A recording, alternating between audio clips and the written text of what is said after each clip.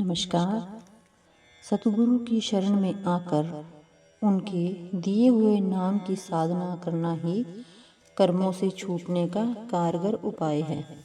कबीर साहब कहते हैं कि जीव ने गुरु से नाम लेने तथा उनकी शरण में आने से पहले संचित कर्मों की जो गठरी बांध रखी होती है वह गुरु की ओट लेने पर नष्ट हो जाती है। नाम के अभ्यास के द्वारा मन की वृत्ति जब अंतर्मुखी हो जाती है तो वह बाहरी संसार के अनेक कर्म करने से बच जाता है।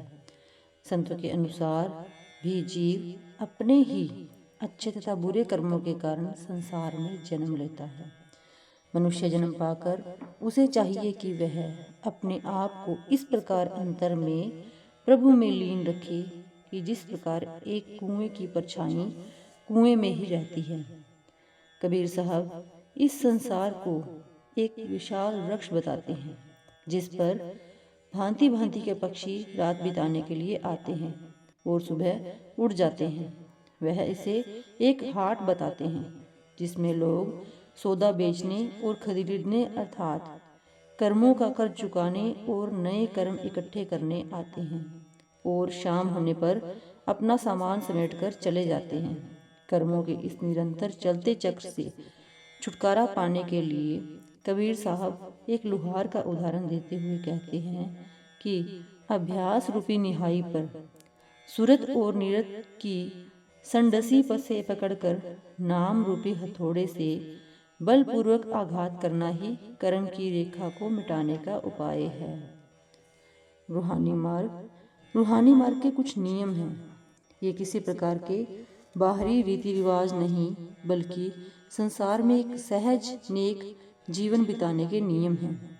सत्य, ईमानदारी, दयालुता आदि सदाचार के नियमों को सब धर्मों के महात्माओं ने अपनाया है। इनके पालन के साथ ही संत शाकाहार, मादक वस्तुओं से परहेज और पवित्र नैतिक जीवन पर भी बहुत जोर देते हैं। कबीर साहब कहते हैं कि सबके प्रति दया और करुणा का भाव रखना चाहिए क्योंकि सब परमात्मा के जीव हैं। अंदर रूहानी मंडलों में जाने पर अभ्यासी उस दिव्य नशे का रस लेता है जिसके आगे संसार के सब भोग फीके लगते हैं। वह नाम की मदिरा पीता है जिसका नशा कभी उतरता नहीं। बाहर के नशे मनुष्य को मतिहीन करते हैं, उसकी बुद्धि को भ्रष्ट कर देते हैं, उसे भले बुरे की समझ से रहित कर देते हैं। नाम का नशा मनुष्य की बुद्धि को निर्मल और मन को अंतर्मुख करता है। यह ऐसा नशा है जो जीव को परमात्मा के महल में स्थान दिलाता है। रूहानी मार्ग पर चलने के लिए एक पवित्र नैतिक जीवन अत्यंत आवश्यक है, परंतु संतों ने कभी ब्रह्मचार्य धारण करने या बाल बच्चों को छोड़कर संन्यास लेने का उपदेश नहीं दिया है। संतों का मार्ग संसार से भागने का नहीं बल्कि संसार में रहते हुए उसमें अनासक्त रहने का मार्ग है। साधक को चाहिए कि वह अपने परिवार की जिम्मेदारियां निभाए तथा ईमानदारी की कमाई द्वारा उसका पालन करे, परंतु उनके प्रति अपने कर्तव्य निभाते हुए भी उनके मोह में न उलझे। कबीर साहब एक नियमित गृहस्थ जीवन का उपदेश देते हैं।